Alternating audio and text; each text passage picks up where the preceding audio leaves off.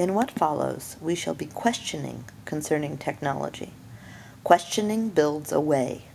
We would be advised, therefore, above all, to pay heed to the way, and not to fix our attention on isolated sentences and topics. The way is a way of thinking.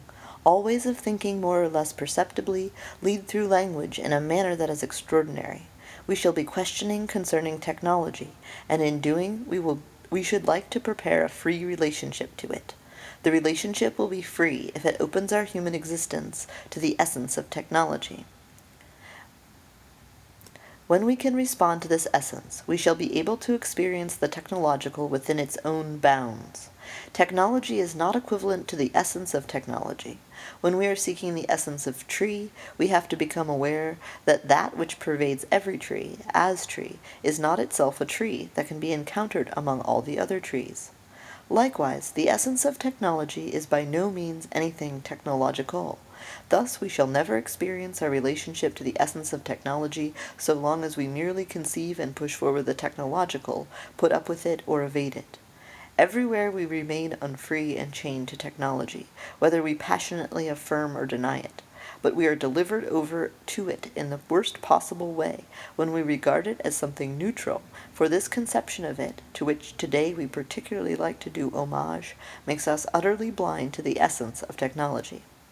According to ancient doctrine, the essence of a thing is considered to be what the thing is. We ask the question concerning technology when we ask what it is. Everyone knows the two statements that answer our question. One says, technology is a means to an end. The other says, technology is a human activity. The two definitions of technology belong together, for to posit ends and procure and utilize the means to them is a human activity. The manufacture and utilization of equipment, tools, and machines, the manufactured and used things themselves, and the needs and ends that they serve, all belong to what technology is.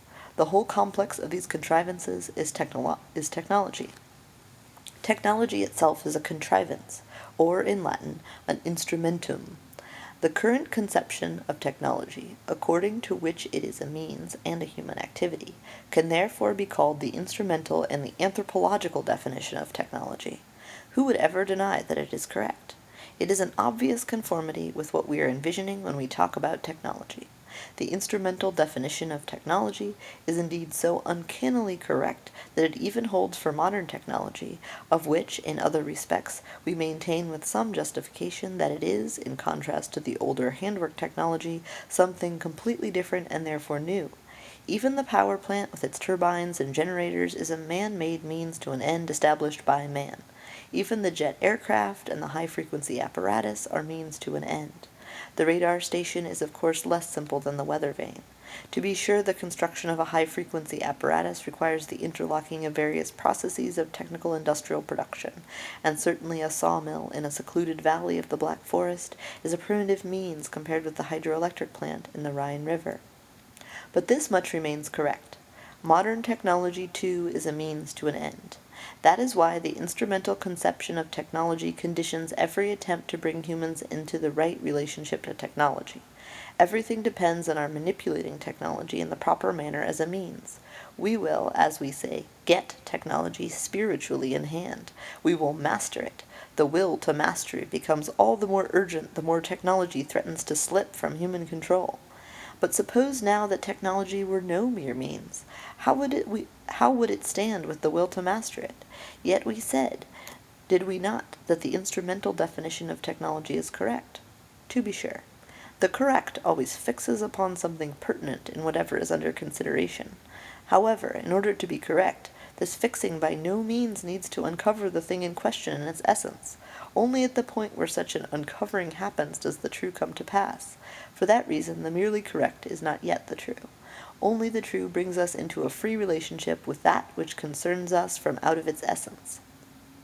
Accordingly, the correct instrumental definition of technology still does not show us technology's essence. In order that we may arrive at this, or at least come close to it, we must seek the true by way of the correct. We must ask, what is the instrumental itself? Within what do such things as means and end belong? A means is that whereby something is effected and thus attained. Whatever has an effect as its consequence is called a cause, but not only that by means of which something else is affected is a cause. The end in keeping with which the kind of means to be used is determined is also considered a cause. Wherever ends are pursued and means are employed, wherever instrumentality reigns, there reigns causality. For centuries, philosophy has taught us that there are 4 causes. 1. The causa materialis. Causa materialis. The material, the matter out of which, for example, a silver chalice is made. 2. The causa formalis, the form, the shape into which the material enters. 3. The causa finalis, the end, for example, the sacrificial rite in relationship to which the chalice is required, is determined as to its form and its matter. 4. The causa efficiens, which brings about the effect that the finished, actual chalice, in this instance, the silversmith. What technology is, when represented as a means, discloses itself when we trace instrumentality back to fourfold causality. But suppose that causality, for its part, is veiled in darkness with respect to what it is? Certainly for centuries we have acted as though the doctrine of the 4 causes had fallen from heaven, as a truth as clear as daylight. But it might be that the time has come to ask, why are there just 4 causes? In relation to the aforementioned 4, what does cause really mean? From whence does it come that the causal character of the 4 causes is so unifiedly determined that they belong together? So long as we do not allow ourselves to go into these questions, causality, and with it instrumentality, and with the latter the accepted definition of technology, remain obscure and groundless. For a long time we have been accustomed to representing cause as that which brings something about. In this connection, to bring about means to obtain results, effects. The causa efficiens, but one amongst the 4 causes, sets the standard for all causality. This goes so far that we no longer even count the causa finalis, telic finality, as causality. Causa, casus, casus belongs to the verb cadir, to fall, and means that which brings it about that something falls out as a result in such and such a way. The doctrine of the 4 causes goes back to Aristotle, but everything that later ages seek in Greek thought under the conception and rubric causality in the realm of Greek thought, and for all Greek thought per se, has nothing at all to do with bringing about and affecting. What we call cause, ursaka, and the Romans call causa, is called aition by the Greeks, that which something else is indebted, das, was ein anderes verschuldet. The 4 causes are the ways, all belonging at once to each other, of being responsible for something else. An example can clarify this. Silver is that out of which the silver chalice is made. As this matter, hyla, it is co-responsible for the chalice. The chalice is indebted to, i.e. owes thanks to, the silver for that out of which it consists. But the sacrificial vessel is indebted not only to the silver. As a chalice, that which is indebted to the silver appears in the aspect of a chalice, and not in that of a brooch or a ring. Thus the sacrificial vessel is at the same time indebted to the aspect, eidos, of chaliceness. Both the silver into which the aspect is admitted as chalice, and the aspect in which the silver appears, are in their respective ways co-responsible for the sacrificial vessel. But there remains yet a third that is above all responsible for the sacrificial vessel. It is that which in advance confines the chalice within the realm of consecration and bestowal. Through this the chalice is circumscribed as a sacrificial vessel. Circumscribing gives bounds to the thing. With the bounds the thing does not stop. Rather from out of them it begins to be what, after production, it will be. That which gives bounds, that which completes, in this sense, is called in Greek telos, which is all too often translated as aim or purpose, and so misinterpreted. The telos is responsible for what as matter and for what as aspect are together co-responsible for the sacrificial vessel. Finally, there is a 4th participant in the responsibility for the finished sacrificial vessel lying before us ready for use, i.e., the silversmith. But not at all because he, in working, brings about the finished sacrificial chalice as if it were the effect of making. The silversmith is not a causa efficiens. The Aristotelian doctrine neither knows the cause that is named by this term, nor uses a Greek word that would correspond to it.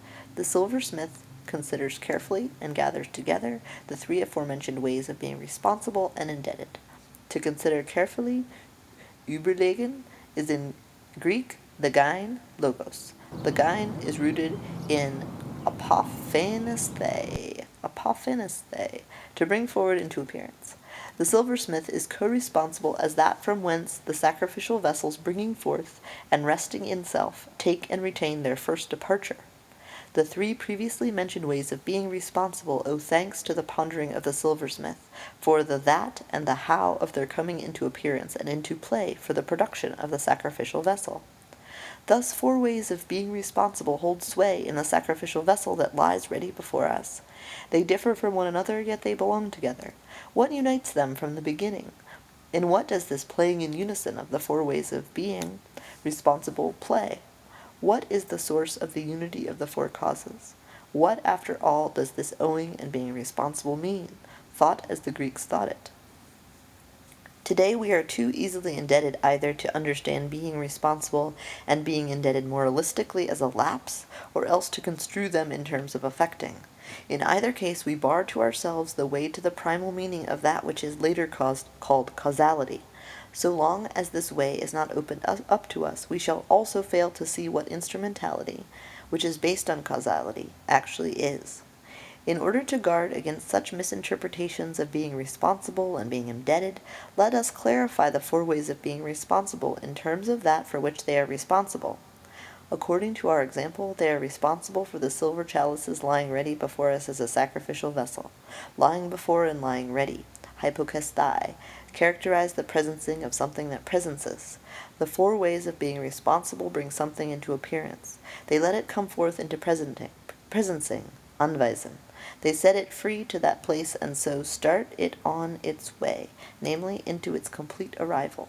The principal characteristic of being responsible is the starting something on its way to arrival. It is in the sense of such a starting something on its way into arrival that being responsible is an occasioning or inducing to go forward, veranlassen. On the basis of a look at what the Greeks experienced in being responsible, in Aitia, we now give this verb to occasion a more inclusive meaning, so that it now is the name for the essence of causality, thought as the Greeks thought it. The common and narrower meaning of occasion, in contrast, is nothing more than striking against and releasing, and means a kind of secondary cause within the whole of causality. But in what, then, does the playing in unison of the 4 ways of occasioning play? They let what is not yet present arrive into presencing. Accordingly, they are unifiedly ruled over by a bringing that brings what presences into appearance. Plato tells us what this bringing is in a sentence from Symposium, 205b. Hi gartoi ek tu mi onton eis tu on ionto hochion aisha passa esti poesis. Every occasion for whatever passes over and goes forward into presencing from that which is not presencing is poesis, is bringing forth, hervorbringen. It is of utmost importance that we think bringing forth in its full scope, and at the same time in the sense in which the Greeks thought it.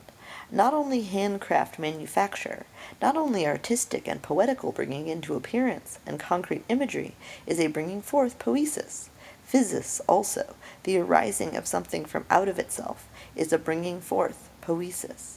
Physis is indeed poesis in the highest sense, for what presences by means of physis has the bursting open belonging to bringing forth, e.g. the bursting of a blossom into bloom, in itself, en hiotoi.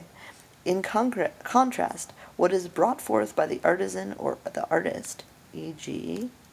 the silver chalice, has the bursting open belonging to the bringing forth not in itself, but in another, en aloi, in craftsman or artist. The modes of occasioning, the 4 causes, are at play then within bringing forth. Through bringing forth, the growing thing of nature, as well as whatever is completed through the crafts and the arts, come at any given time into their appearance. But how does bringing forth happen, be it in nature or in handwork and art? What is the bringing forth in which the 4-fold way of occasioning plays? Occasioning has to do with the presencing, anweisen, of that which at any given time comes into appearance and bringing forth. Bringing forth brings hither out of concealment forth into unconcealment. Bringing forth comes to pass only insofar as something concealed comes into unconcealment. This coming rests and moves freely within what we call revealing, das Enbergen. The Greeks have the word aletheia, for revealing. The Romans translate this with veritas. We say truth and usually understand it as the correctness of an idea. But where have we strayed to? We are questioning concerning technology, and we have arrived now at aletheia, at revealing. What has the essence of technology to do with revealing? The answer, everything. For every bringing forth is grounded in revealing.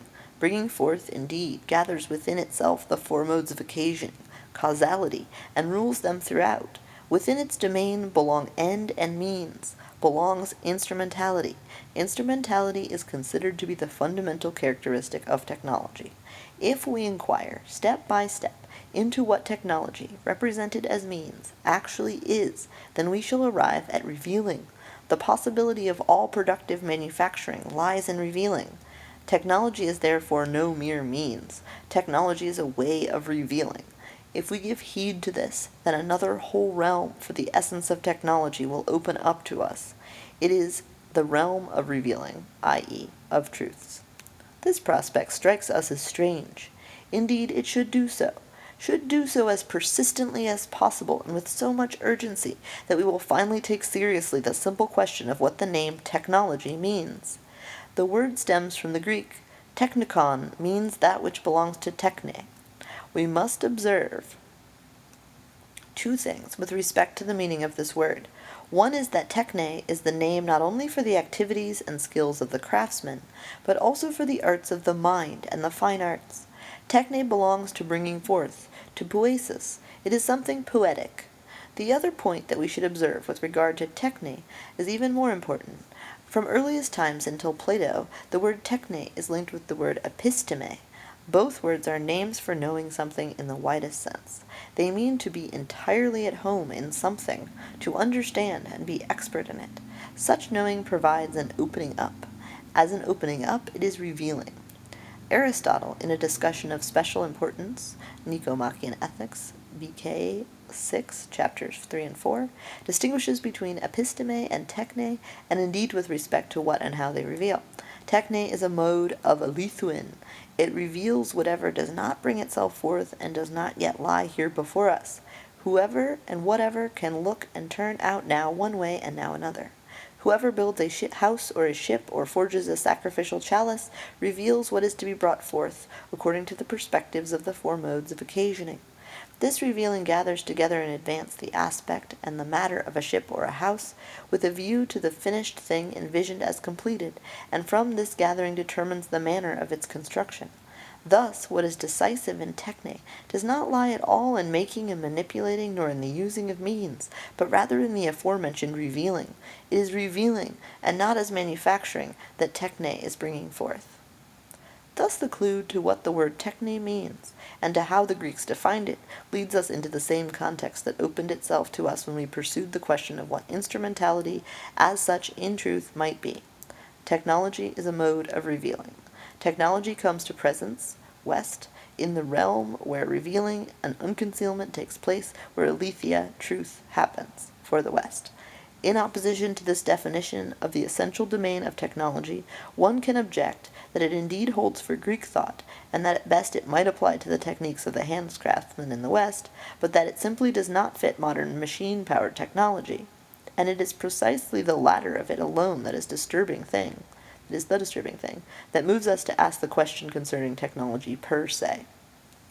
It is said that modern technology is something incomparably different from all earlier technologies because it is based on modern physics as an exact science. Meanwhile, we have come to understand more clearly that the reverse holds true as well. Modern physics, as experimental, is dependent on technical apparatus and upon progress in the building of apparatus. The establishing of this mutual relationship between technology and physics is correct, but it remains a merely historiographical establishing of facts and says nothing about that in which this mutual relationship is grounded. The decisive question still remains. Of what essence is modern technology, that it happens to think of putting exact science to use? What is modern technology? It too is a revealing. Only when we allow our attention to rest on this fundamental characteristic does that which is new in modern technology show itself to us. And yet the revealing that holds sway throughout modern technology does not unfold into a bringing forth in the sense of poesis. The revealing that rules in modern technology is a challenging, herausfordern, which puts to nature the unreasonable demand that it supply energy that can be extracted and stored as such. But does this not hold true for the old windmill as well? No. Its sails do indeed turn in the wind. They are left entirely to the wind's blowing. But the windmill does not unlock energy from the air's currents in order to store it. In contrast, attractive land is challenged into the putting out of coal and ore. The earth now reveals itself as a coal mining district, the soil as a mineral deposit. The field that the peasant formerly cultivated and set in order, bestellte, appears differently than it did when it was set in order, still meant to take care of and to maintain. The work of the peasant does not challenge the soil of the field. In the sowing of the grain it places the seed in the keeping of the forces of growth and watches over its increase. But meanwhile even the cultivation of the field has come under the grip of another kind of setting in order, which sets upon stellt nature. It sets upon it in the sense of challenging it. Agriculture is now the mechanized food industry. Air is now set upon to yield nitrogen, the earth to yield ore, or to yield uranium. For example, uranium is set upon to yield atomic energy, which can be released either for destruction or for peaceful use. This setting upon that challenges forth the energies of nature is an expediting, fordern, and in two ways.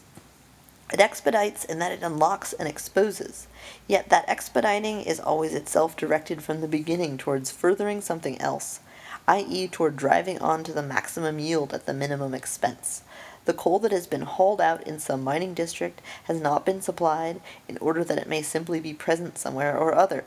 It is stockpiled. That is, it is on call, ready to deliver the sun's warmth that is stored in it. The sun's warmth is challenged forth for heat, which in turn is ordered to deliver steam, whose pressure turns the wheels that keep a factory running. The hydroelectric plant is set into the current of the Rhine. It sets the Rhine to supplying its hydraulic pressure, which then sets the turbines turning. This turning sets those machines in motion, whose thrust sets going the electric current for which the long-distance power station and its network of cables are set up to dispatch electricity. In the context of the interlocking processes pertaining to the orderly disposition of electrical energy, even the Rhine itself appears as something at our command. The hydroelectric plant is not built into the Rhine River, as was the old wooden bridge that joined bank with bank for hundreds of years. Rather, the river is dammed up into the power plant. What the river is now, namely a water power supplier, derives from out of the essence of the power station. In order that we may even remotely consider the monstrousness that reigns here, let us ponder for a moment the contrast that speaks out of the two titles, the Rhine, as dammed up into the power works, and the Rhine, as uttered out of the artwork, as in Hölderlin's Rhine by that name. But, it will be replied, the Rhine is still a river in the landscape, is it not? Perhaps. But how? In no other way than as an object on call for inspection by a tour group ordered there by the vacation industry. The revealing that rules throughout modern technology has the character of a setting upon, in the sense of a challenging forth. That challenging happens in that the energy concealed in nature is unlocked. What is unlocked is transformed. What is transformed is stored up. What is stored up is in turn distributed. And what is distributed is switched about ever anew. Unlocking, transforming, storing, distributing, and switching about are ways of revealing. But the revealing never simply comes to an end. Neither does it run off into the indeterminate. The revealing reveals to itself its own manifoldly interlocking paths through regulating their course. This regulating itself is, for its part, everywhere secured. Regulating and securing even become the chief characteristics of the challenging reveal. What kind of unconcealment is it, then, that is peculiar to that which comes to stand forth through this setting upon that challenges?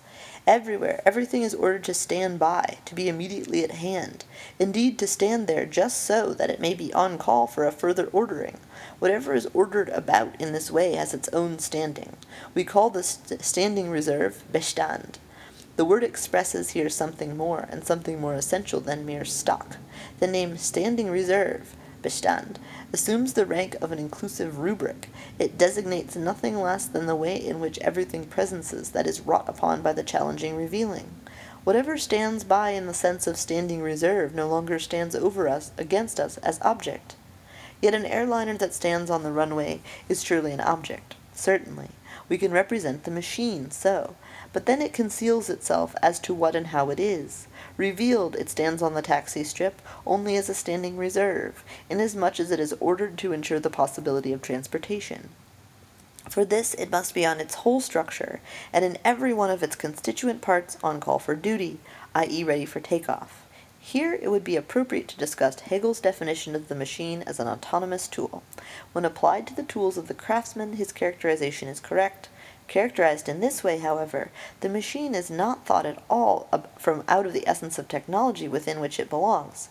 Seen in terms of the standing reserve, the machine is completely unautonomous, for it has its standing only from the ordering of the orderable.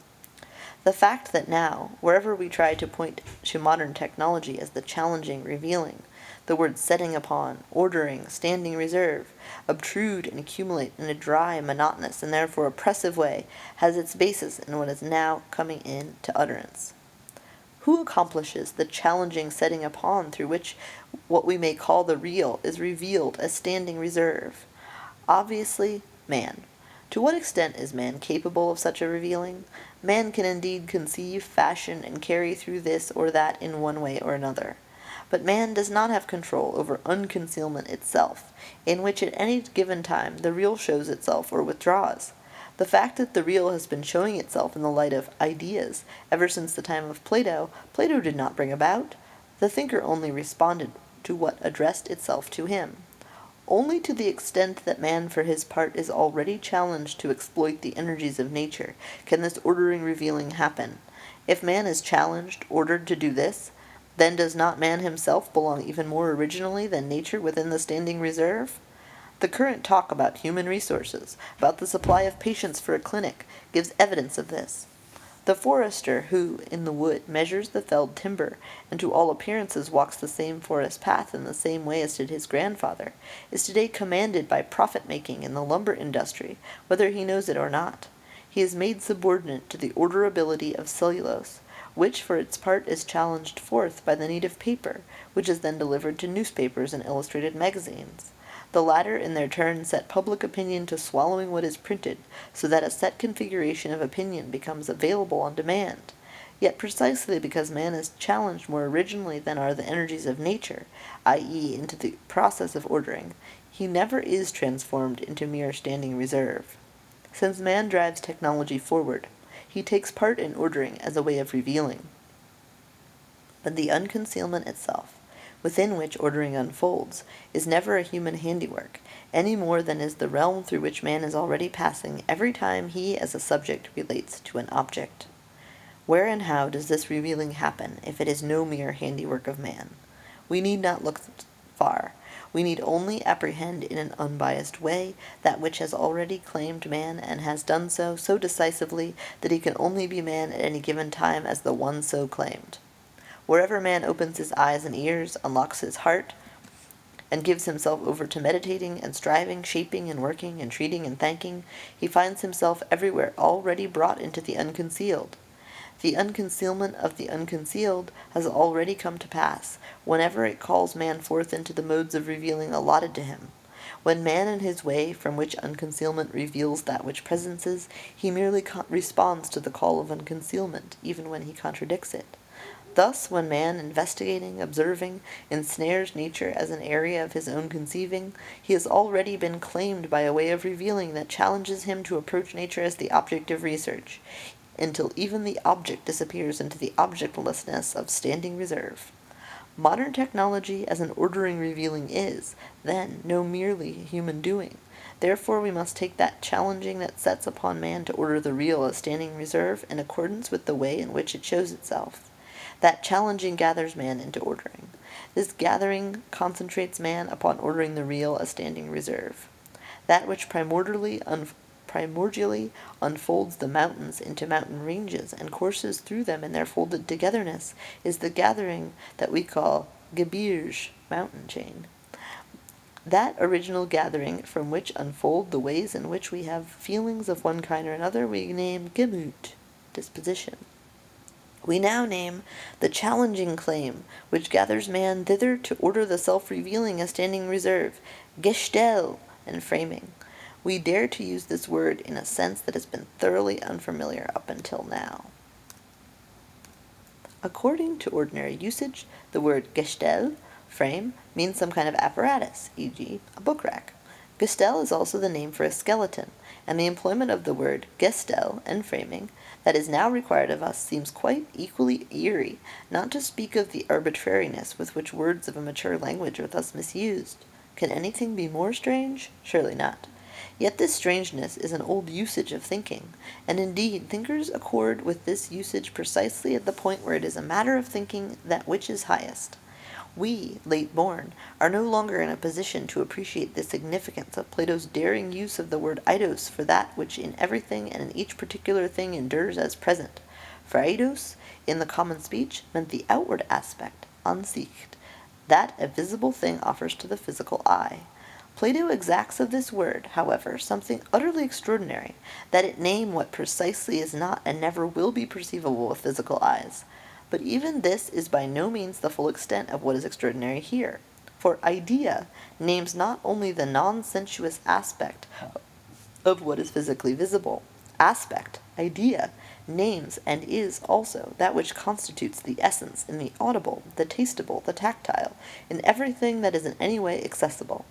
Compared with the demands that Plato makes on language, and thought in this and other instances, the use of the word Gestell as the name for the essence of modern technology, which we now venture here, is almost harmless.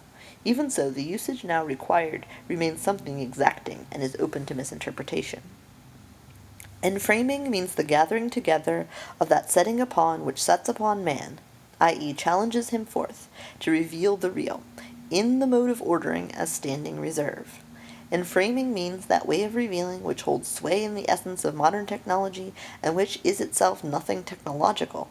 On the other hand, all those things that are so familiar to us and are standing parts of an assembly, such as rods, pistons, and chassis, belong to the technological.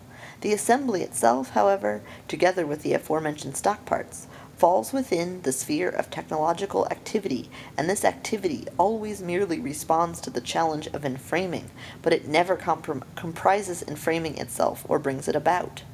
The word stellen, to set upon, in the name Gestell, enframing, not only means challenging, at the same time it should preserve the suggestion of another stellen from which it stems, namely that producing and presenting, her und darstellen, which in the sense of poesis lets what presences come forth into unconcealment. This producing that brings forth, e.g. the erecting of a statue in the temple precinct, and the challenging ordering now under consideration, are indeed fundamentally different, and yet they remain related in their essence. Both are ways of revealing, of aletheia. In enframing, that unconcealment comes to pass in conformity with which the work of modern technology reveals as standing reserve. This work is therefore neither only a human activity nor a mere means within such an activity. The merely instrumental, merely anthropological definition of technology is therefore in principle untenable, and it cannot be rounded out by being referred back to some metaphysical or religious explanation that undergirds it. It remains true nonetheless that man in the technological age is, in a particularly striking way, challenged forth into revealing. That revealing concerns nature above all as the chief storehouse of the standing energy reserve. Accordingly, man's ordering attitude and behavior display themselves first in the rise of modern physics as an exact science. Modern science's way of representing pursues and entraps nature as a calculable coherence of forces. Modern physics is not experimental physics because it applies apparatus to the questioning of nature. Rather, the reverse is true, because physics, indeed already as pure theory, sets nature up to exhibit itself as a coherence of forces calculable in advance. It therefore orders its experiments precisely for the purpose of asking whether and how nature reports itself when set up in this way. But after all, mathematical physics arose almost 2 centuries before technology. How, then, could it have already been set upon by modern technology and placed in its service? The facts testify to the contrary. Surely technology got underway only when it could be supported by exact physical science. Reckoned chronologically, this is correct. Thought historically, it is not hit upon the truth. The modern physical sense of nature prepares the way, first, not simply for technology, but for the essence of modern technology. For already in physics the challenging gathering together into ordering revealing holds sway. But in it that gathering does not yet come expressly into an appearance. Modern physics is the herald of inframing, a herald whose origin is still unknown. The essence of modern technology has for a long time been concealing itself, even where power machinery has been invented, where electrical technology is in full swing, and where atomic technology is well underway. All coming to presence, not only modern technology keeps itself everywhere concealed to the last.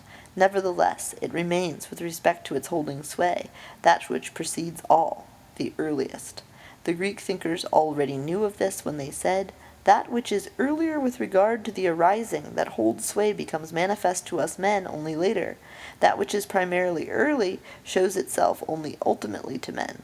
Therefore, in the realm of thinking, a painstaking effort to think through still more primally what was primarily thought is not the absurd wish to revive what is past, but rather the sober readiness to be astounded before the coming of what is early.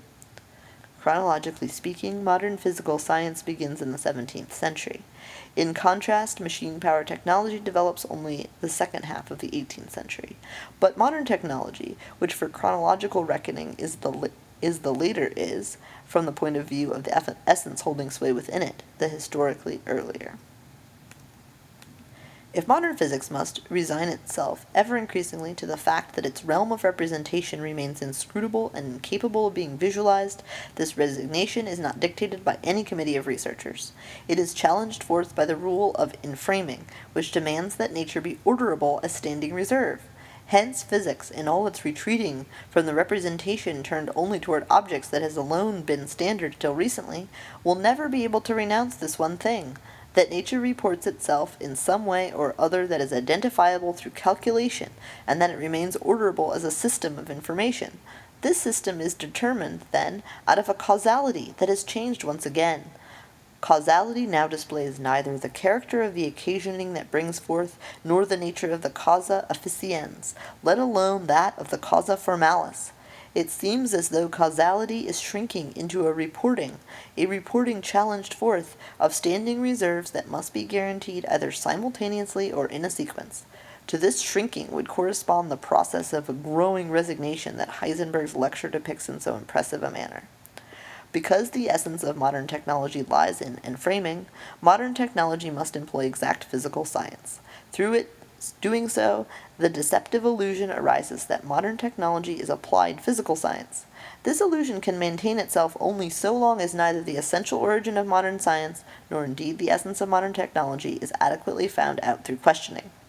We are questioning concerning technology in order to bring to light our relationship to its essence. The essence of modern technology shows itself in what we call inframing, but simply to point to this is still in no way to answer the questions concerning technology, if to answer means to respond, in the sense of correspond to the essence of what is being asked about. Where do we find ourselves brought to, if now we think one step further regarding what enframing itself actually is? It is nothing technological, nothing on the order of the machine. It is the way in which the real reveals itself as a standing reserve. Again we ask, does this revealing happen somewhere beyond all human doing? No, but neither does it happen exclusively in man or decisively through a man. Inframing is the gathering together that belongs to that setting upon which sets upon man and puts him in position to reveal the real, in the mode of ordering, as standing reserve. As the one who is challenged forth in this way, man stands within the essential realm of inframing. He can never take up a relationship to it only subsequently. Thus, the question as to how we are arriving at a relationship to the essence of technology, asked in this way, always comes too late. But never too late comes the question as to whether we are actually experiencing ourselves as the ones whose activities everywhere, public and private, are challenged forth by inframing.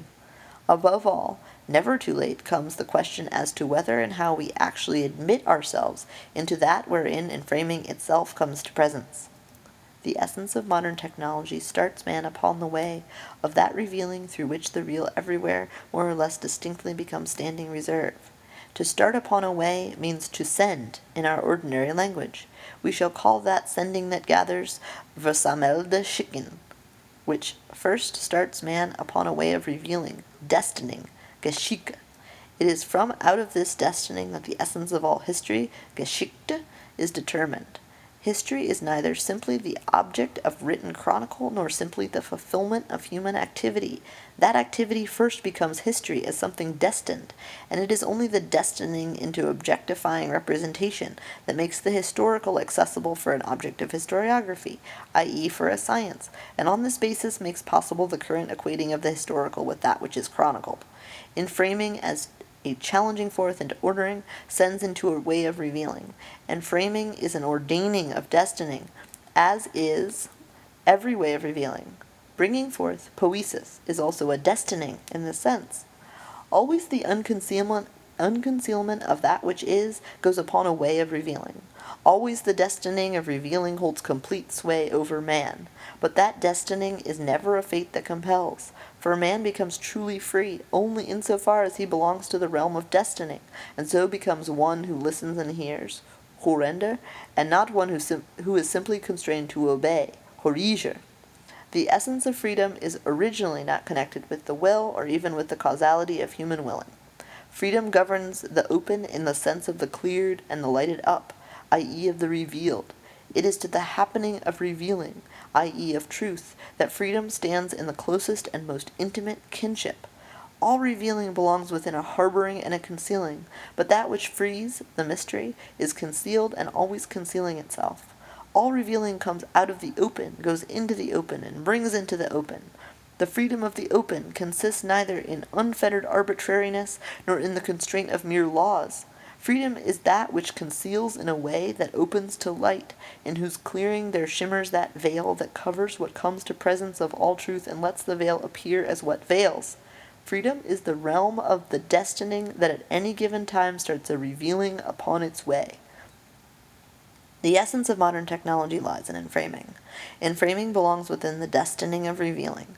These sentences express something different from the talk that we hear more frequently, to the effect that technology is the fate of our age, where fate means the inevitableness of an unalterable course.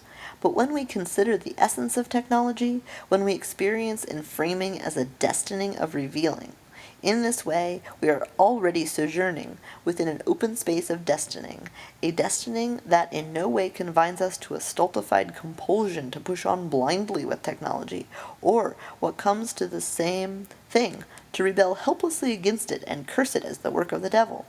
Quite to the contrary, when we once open ourselves expressly to the essence of technology, we find ourselves unexpectedly taken into a freeing claim. The essence of technology lies in framing. Its holding sway belongs within destining. Since destining at any given time starts man on the way of revealing, man thus underway is continually approaching the brink of the possibility of pursuing and pushing forward nothing but what is revealed in ordering, and of deriving all his standards on this basis. Through this the other possibility is blocked, that man might be admitted more and sooner and ever more primally to the essence of that which is unconcealed, and to its unconcealment, in order that he might experience as his essence his needed belonging to revealing. Placed between these possibilities, man is endangered from out of destining. The destining of revealing is as such in every one of its modes, and therefore necessarily danger. In whatever way the destining of revealing may hold sway, the unconcealment in which everything that is shows itself at any given time harbors the danger that man may quail at the unconcealed and may misinterpret it. Thus, where everything that presences exhibits itself in the light of the cause-effect coherence, even God can, for representational thinking, lose all that is exalted and holy, the mysteriousness of his distance. In the light of causality, God can sink to the level of a cause, of causa efficiens. He then becomes, even in theology, the God of the philosophers, namely of those who define the unconcealed and the concealed in terms of the causality of making, without ever considering the essential origin of this causality. In a similar way, the unconcealment in accordance with which nature presents itself as a calculable complex of the effects of forces can indeed permit correct determinations, but precisely through these successes the danger can remain that in the midst of all this that is correct and true, that all that is correct, the true will withdraw. The destining of revealing is in itself not just any danger, but danger as such. Yet, when destining reigns in the mode of inframing, it is the supreme danger. This danger attests itself to us in two ways. As soon as what is unconcealed no longer concerns man, even as object, but does so rather exclusively as standing reserve, and man in the midst of objectlessness is nothing but the orderer of the standing reserve, then he comes to the very brink of a precipitous fall. That is, he comes to the point where he himself will have to be taken as standing reserve. Meanwhile, man, precisely as the one so threatened, exalts himself to the posture of lord of the earth. In this way the impression comes to prevail that everything man encounters exists only insofar as it is his construct. This illusion gives rise in turn to one final delusion. It seems as though man everywhere and always encounters only himself. Heisenberg has, with complete correctness, pointed out that the real must present itself to contemporary man in this way. In truth, however, precisely nowhere does man today any longer encounter himself, i.e. his essence.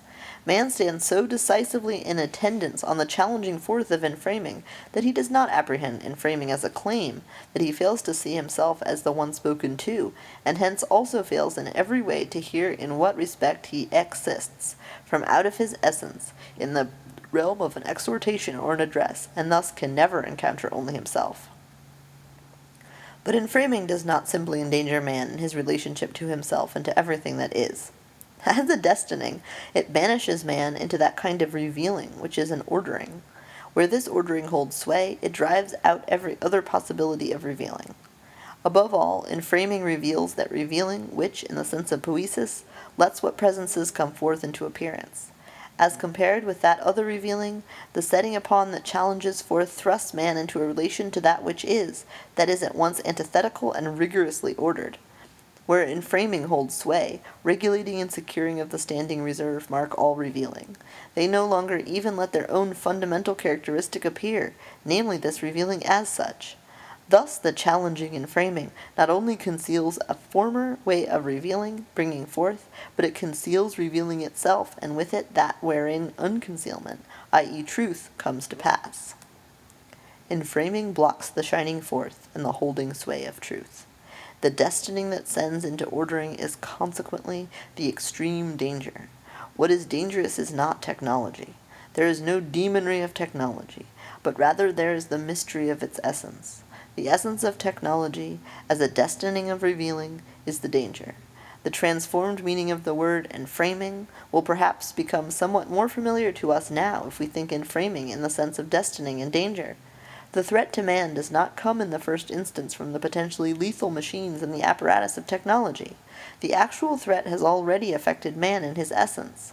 The rule of inframing threatens man with the possibility that it could be denied to him to enter into a more original revealing, and hence to experience the call of a more primal truth.